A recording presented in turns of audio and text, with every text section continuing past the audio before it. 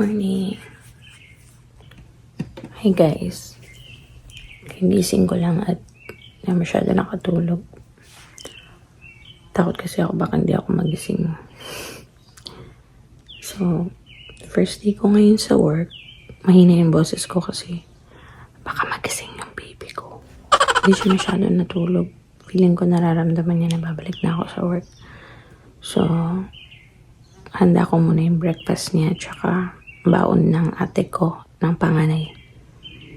Kasi baka hindi maayos ni daddy. Wait lang.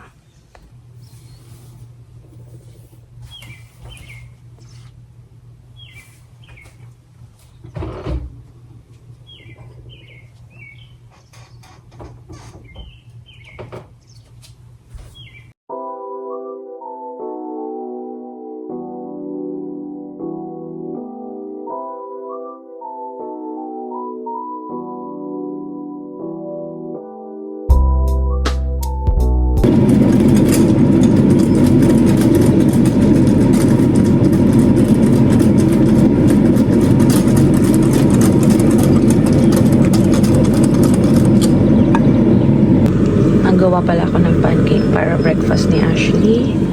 Tapos ito naman, nagbo-boil ako ng potato for mashed potato ni Ashton. Yan. Tayo na lang natin. Tapos, naglagay din ako dito ng samosa. Yan. Potato and cheese jalapeno samosa. Ang favorite yan ni Ashley. Yan yung baon niya. Yun yung lunchbox niya. Nire-ready ko na din. Ito. Yan. Usually si Ashley nagbabaon siya ng rice. Pero ngayon meron silang libreng food sa school. Pizza for lunch. Kaya hindi na siya magbabaon ng kanin. Yan. Good morning guys. Hi. Ito nga pala yung uniform ko. So, pasok na tayo sa work. Hindi na ako nakapag-video pala kanina kasi nagmadali ako nagising yung baby ko. So, habang gumagawa ko ng mashed potato niya, nagising siya. So, ang ginawa ko, wait lang. binalikan ko yung pinto. Tinignan ko kung nailak ko ba talaga siya ng ayos. So, yun na nga. Nung nag-video ako kanina, gumagawa ko ng mashed potato niya tsaka pancake ng ate niya. Nung tinignan ko sa CCTV, gumagalaw. So, ngayon, inobserve ko muna. May umiyak na. Since nandun pa naman ako, pinadede ko muna. Tapos, pinatulog ko ulit. Para makatulog pa siya. Kasi, yung daddy niya, yung mag-aalaga sa kanya, yung daddy niya, kakauwi lang kaninang 2 a.m. Mga 3 na yung natulog. Kasi kumain pa. So, kawawa naman. Diba? Kaya pinatulog ko muna siya. So, eto, naglalakad na pala ako. Papasok na ako ng work. Yung work ko pala is sa McDonald's. And kita nyo naman sa nameplate ko. Bali, galing ako ng maternity leave. 1 year yung maternity leave. Then, ngayon yung first day ko. Actually, hindi pa ako ready emotionally.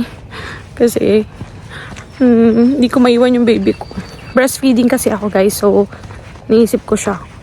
Although may nakapump naman akong milk. Kaso lang kasi hindi pa siya sanay mag-bottle. Ayaw niya mag-bottle. Kinakagat-kagat lang niya. So yun. Walang katao-tao. Na pala guys, 5:41. Lapit lang yung work ko. 5 minutes walk lang. Kaya ayan.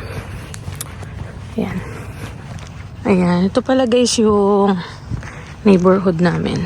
Ayan. Walang katao-tao. Yun yung bahay namin. Hindi nakita. Yan. Malapit lang to. Yan. So, mamaya na ulit guys. Medyo hinihingal kasi ako. Nagsasalita. Nagmamadali. Asya.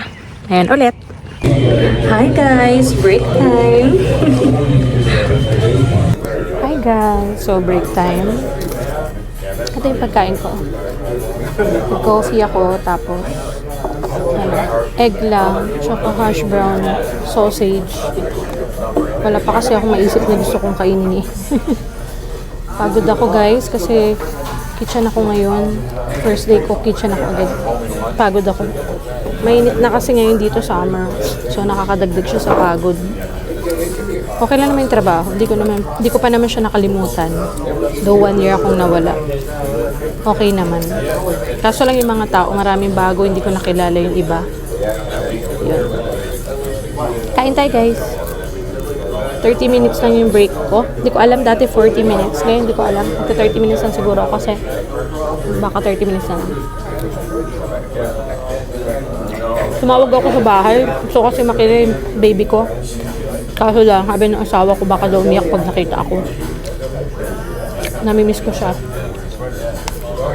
Kain muna ako guys. Medyo mabilis ang 30 minutes ah. Update ko ulit kayo. Hindi pala ako nakapag-video kanina pagdating ko dito. Mamadali ako kasi hindi ko alam yung nakalimutan ko yung code pag nag-punch in. So, nanap ko pa sa cellphone. Hindi ko lang nakapag-video. Sige na, mamaya na lang. Bye-bye. Hi guys, nandito na pala ako sa bahay. Hindi na ako nakapag-video kanina kasi paglabas ko ng McDonald's, andun sa labas yung asawa ko tsaka yung baby. Ayan o. Charan! Yes! Kasi hindi siya natulog. Hindi talaga siya natulog. Tapos ngayon, kagigising lang niya. Kaya hindi ako makapag-video kanina kasi pagkakita sa akin, yumakap siya agad tapos dumede. Tapos yun, natulog na dire-diretso. Kaya pag uwi namin dito, hiniga ako na. Nakatulog siya ng 3 hours. Okay lang din kasi kagabi, tingnan nyo guys. Hey! Hello? Ashton! What's that? What's that, my love? Kasi nga, di ba kagabi, sabi ko sa inyo, hindi siya natulog gano'n. Ewan ko dyan. Siguro nararamdaman niya rin talaga na, naiiwanan ko siya ng umaga. Kawawa naman. Nagising siya kanina 6 a.m. What? What? Eh? So, yun lang yung mga ganap sa first day ko, guys, ng work. Hey! Come here! So, lumipat kami dito sa, sa sala. Kasi sobrang init sa kwarto. Grabe. May heatwave yata ngayon dito sa Canada. Ang temperature sa labas kanina is 32 degrees Celsius. Kaya lumipat kami dito sa labas kasi may aircon kami dito. Nag-aircon kami kasi kawawa naman siya, pawis na pawis. Ayan si ate, galing school. Hi!